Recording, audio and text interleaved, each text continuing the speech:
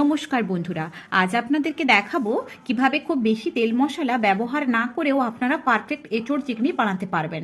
প্রথমে কড়াইতে পরিমাণ মতো তেল গরম করে চিংড়ি মাছগুলো দিয়ে ভালো করে ভেজে তুলে নিলাম।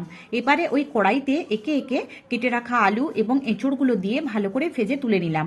কড়াইতে এবার কিছুটা তেল দিয়ে শুকনো লঙ্কা, গোটা গরম মশলা, গোটা জিরে এবং তেজপাতা ফোড়ন দিয়ে ভালো করে ফুটে উঠলে কুচনো পেঁয়াজগুলো দিয়ে দিলাম সামান্য পরিমাণ লবণ, যাতে পেঁয়াজগুলো তাড়াতাড়ি গলে যায়। এবারে কাশ্মীরি লঙ্কার গুঁড়ো রাখা জল দিলাম হলুদ গুঁড়ো। পেঁয়াজ ভালো করে ভাজা হয়ে গেলে দিলাম আদা বাটা, রসুন বাটা, জিরে গুঁড়ো এবং টমেটো পিউরি।